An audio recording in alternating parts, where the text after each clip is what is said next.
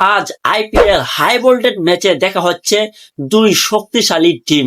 বাইরে ভাই, এই দুইটা টিম যদি আজকে আইপিএল এর নামে পুরো আইপিএল মাঠ কাঁপাইয়ে ফেলবে। বিরাট কোহলির রয়্যাল চ্যালেঞ্জার্স বেঙ্গালুরু বনাম শুভমান গিলের গুজরাট টাইটান্স আজকে দেখা হচ্ছে হাই ভোল্টেজ ম্যাচে। তো ম্যাচ কিন্তু শুরু হবে বাংলাদেশ সময় ঠিক রাত 8টা বাজে।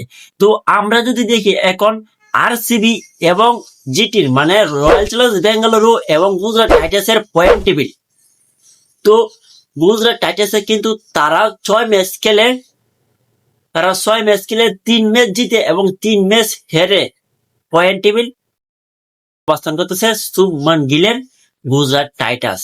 এবং অন্যদিকে বিরাট কোহলির রয়্যাল চ্যালেঞ্জার্স বেঙ্গালুরু তারাও কিন্তু 6 ম্যাচ খেলে 4 ম্যাচ জিতে এবং 2 ম্যাচ হেরে তারা কিন্তু পয়েন্ট টেবিল 3 নম্বরে অবস্থান করতেছে। তো এটাই কিন্তু আইপিএল এর দুই টিমের পয়েন্ট টেবিল, আরসিবি এবং জিটির মানে গুজরাট টাইটান্স বনাম বেঙ্গালুরু।